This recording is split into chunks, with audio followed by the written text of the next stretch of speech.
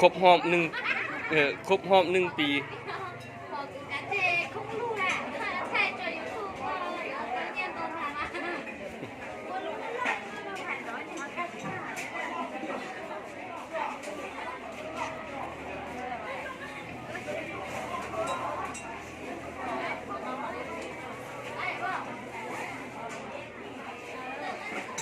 อันนี้มางานขวัญของอันนั้นของป้าเมีย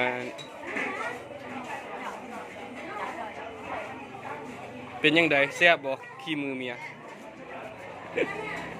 ฝีมือเมียบ่แม่นขี้มือเมียเลยฝีมือเมีย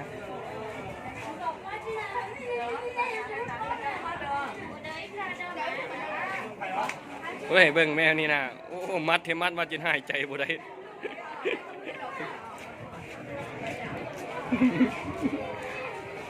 บ่มีไฟแกะ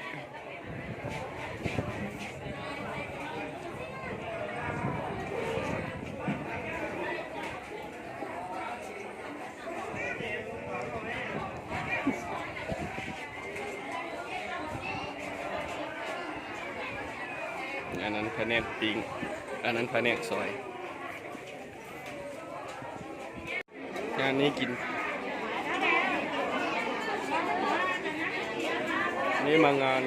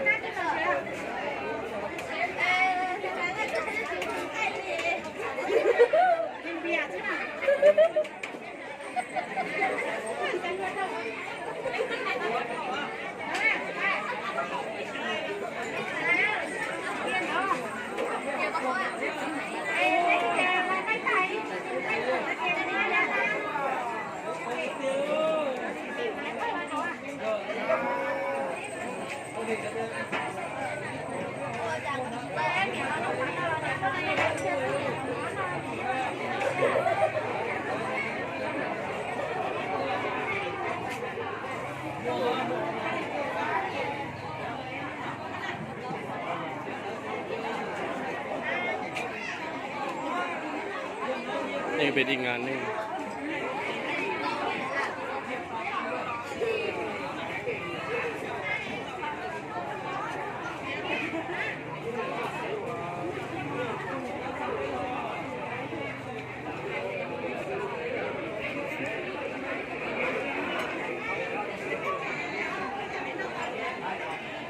อยู่กลุ่ม